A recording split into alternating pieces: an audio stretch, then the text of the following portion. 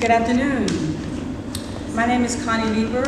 I'm the organizing director for NC Warren. We are a 32-year-old environmental and climate justice nonprofit working really hard for a swift transition to clean, renewable energy. We're here today with our allies to announce a statewide escalation of efforts to block Duke Energy's massive expansion of climate and community-wrecking frack gas. To do so, we're calling on Governor Roy Cooper to use his executive authority to formally declare a climate emergency in North Carolina. This will help prevent climate disasters instead of just responding to them. The climate emergency is accelerating. It's time for unprecedented leadership. Some 1,300 local and national governments have declared a climate emergency.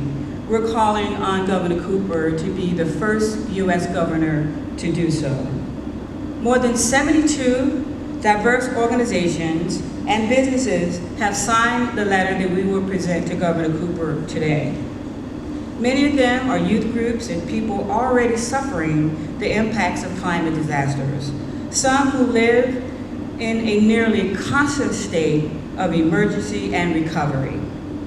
To amplify this injustice, many of them are being targeted by Duke Energy for its proposed Atlantic Coast Pipeline, a liquid gas storage facility in Robeson County, and dozens of new power plants. By and large, these folks are not responsible for the climate crisis. Several of them are here with us today as speakers.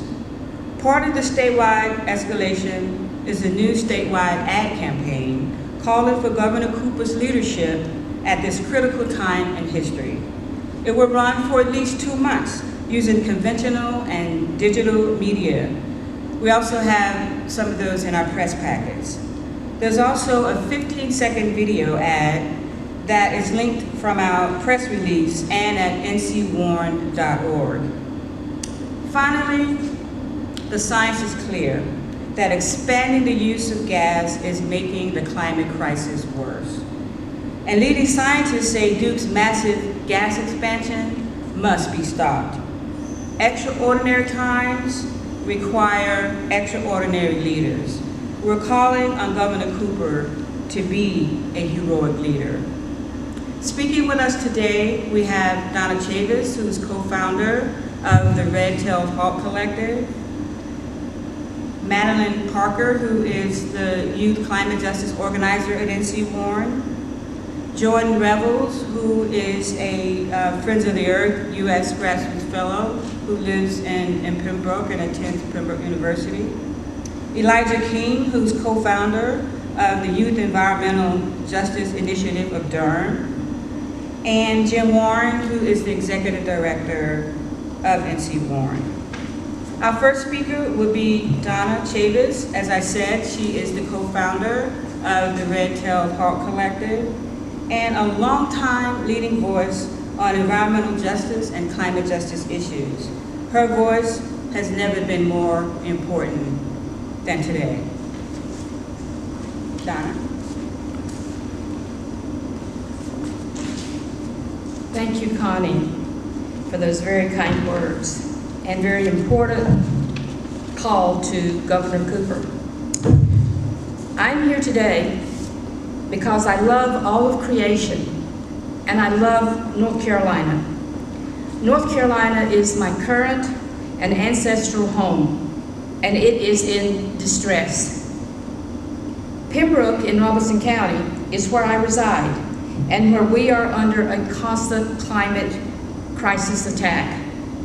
In the past 4 years, Robeson County has been impacted by 3 major storms. In 2016, Matthew brought devastating flooding, strong winds, and moderate storm surge. Robeson County was the worst hit with that storm.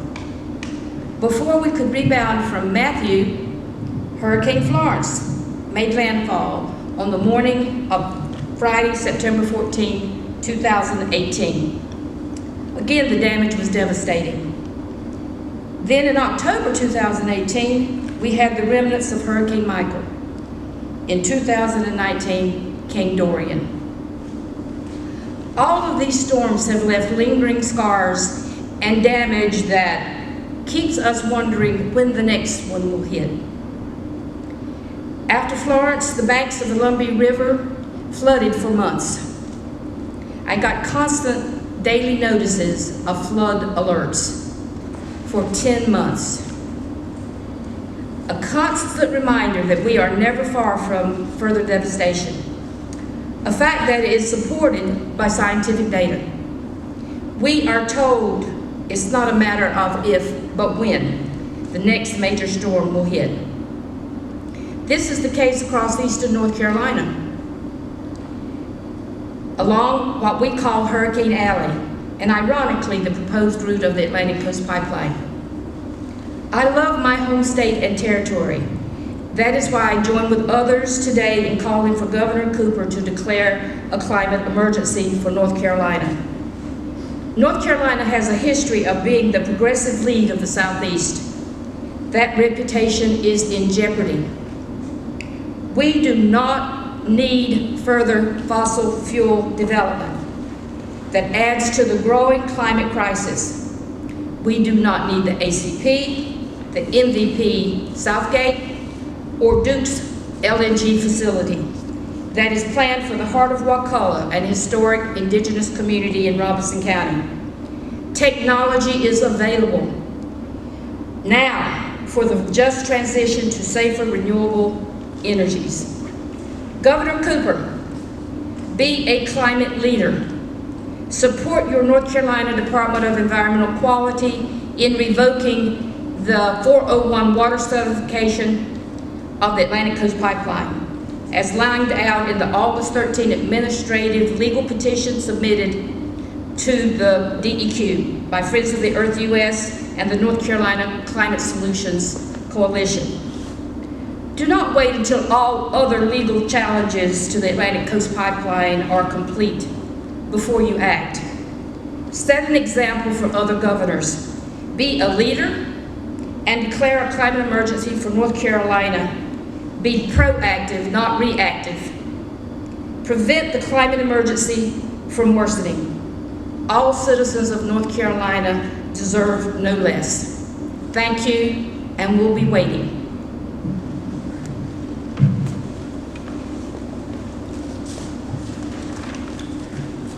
Thank you, Donna. I'm Madeline Parker, the Youth Climate Justice Organizer at NC Warren.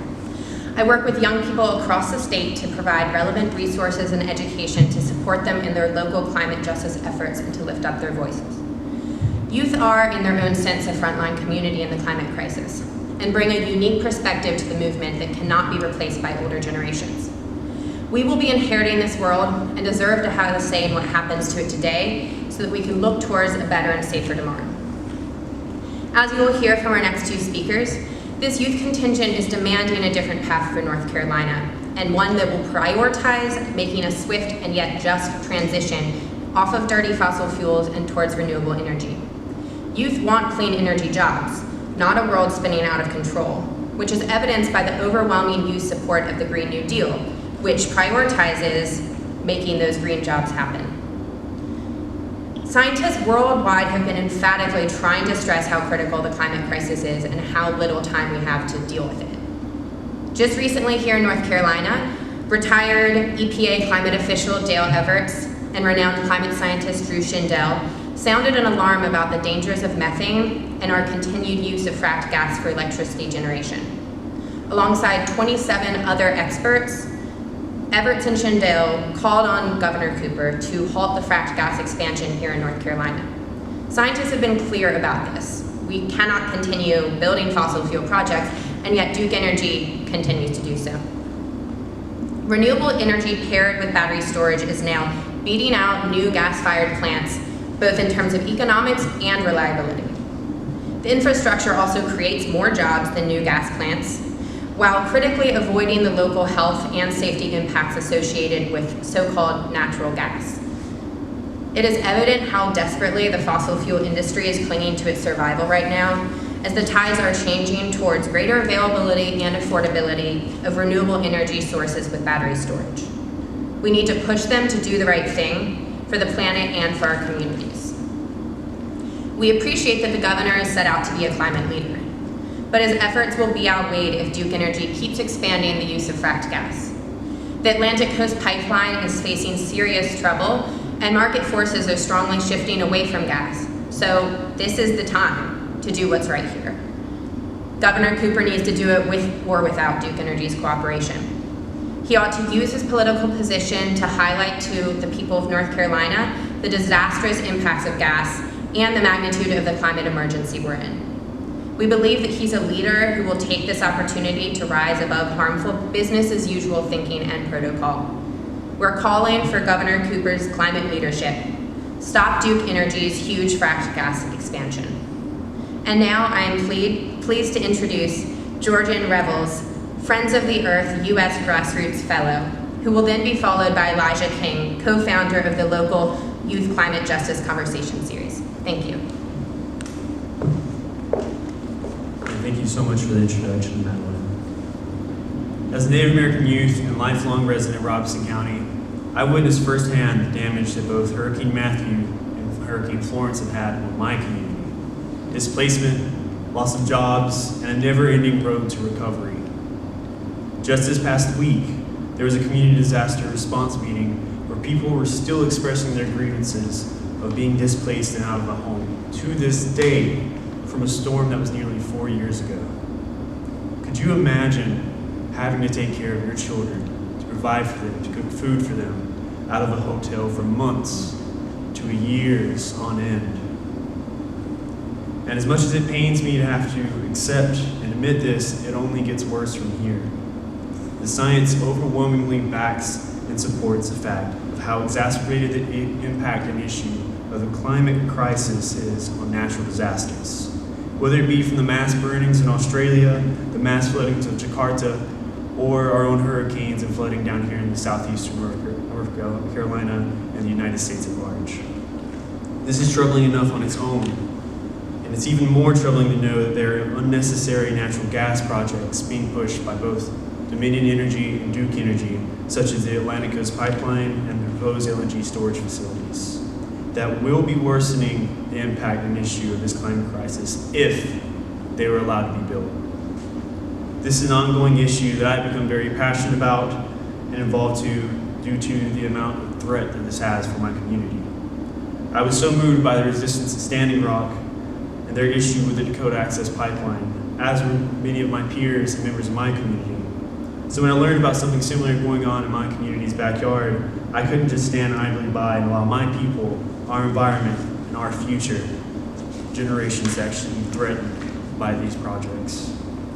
It's my job to continue on the work and resistance of my ancestors to protect our waterways, our people, our way of life, and ensure that the next 7 generations have a healthy and safe future in store for them. You cannot claim to support and represent the tribes of North Carolina while openly accepting funds from and allowing the construction of these damaging projects that disproportionately impact more than half the tribes in North Carolina. All the leading scientists have called for Governor Cooper to take action and be bold with the most important necessary climate leadership that will put us on a path to mitigating these issues, not making them worse. Young people of my generation are watching, and we are tired of being tired over the fact that our voices are not being considered, that our future is being actively jeopardized by policymakers and legislators who care not for the voice and well-being of their constituency. We understand the science, we believe the science, so why can't we move forward with taking action on these issues before they get worse? We will have our voices heard, and we will take action, especially as the polls open up. We need Governor Cooper to take a stand and put a stop to these projects and lead us to a greener, cleaner energy future for North Carolina. Thank you.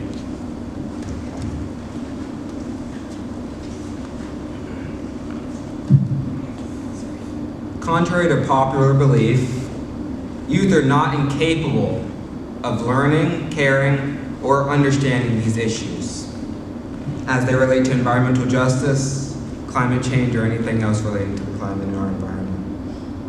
One of the biggest reasons why I started the Durham Youth Environmental Justice Initiative and the conversations are because hundreds and thousands of youth all over our state and our nation care about these issues. And we understand that these issues fall on our backs and our future. And we are watching the governor to see his actions. Being a climate leader has taught me many things, but one thing I want to teach the governor. One of the biggest qualities about being a leader is protecting and listening to your constituents, protecting the intent and the interests of all people, and I mean all people, including youth, because of the fact that this is our future. And essentially, we are not only the future of our society, but we are the backbones of our society, and we deserve to be heard. You know, Duke Energy is rapidly expanding and its use of frack gas, regardless of how many climatologists advise the governor against it, to stop fuel projects at least. And the fact of the matter is Duke Energy doesn't have any intention of stopping anytime soon, unless the governor uses his power to stop them. And they are out of control, they've been out of control, but we have let it go for too long, we have ignored it for too long. And so, Mr. Governor, like I mentioned earlier, are going to use your leadership and express those good qualities of leadership. I'm only 18 years old and I know that quality is really important. You know, fun fact, we love to talk, I'm going to say this before though, we love to talk about these issues as they relate to our environment and climate, but these are really also issues of environmental justice. You know, fun fact, 725,000 people are living in poverty in North Carolina right now. That makes 7% of our state living in poverty, including me and my family. You know, fracking causes poor water quality and air quality, which impacts those poor communities more than ever, more than anyone else. They can't afford this. These people are greatly impacted by the fracking, which the governor had excused for far too long. Renewable energy is big and it's the people's choice. Unemployment in North Carolina is 4%, which is higher than the national rate.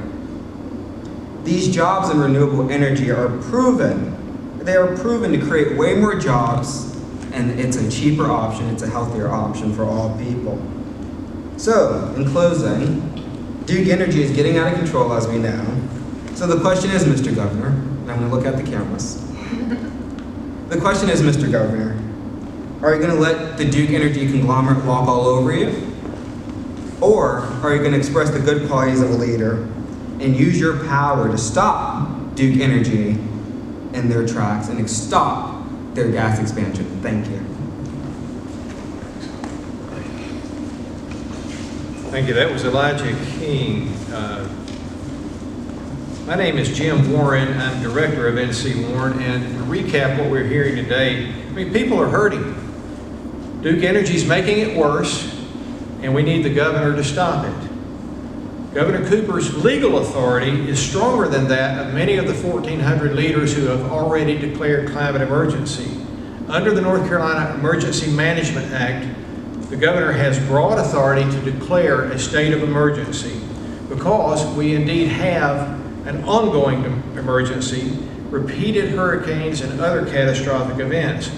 And making that declaration allows him to prohibit construction of natural gas pipelines, power plants, compressor stations, storage facilities, and all the other noxious facilities involved with Duke Energy and Dominion Energy's plan.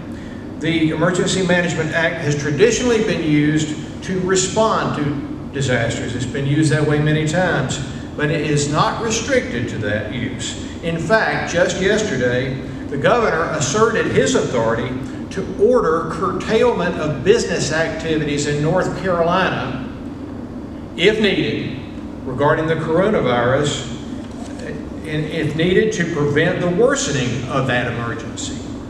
And that is exactly what we are calling on Governor Cooper to do with the climate emergency.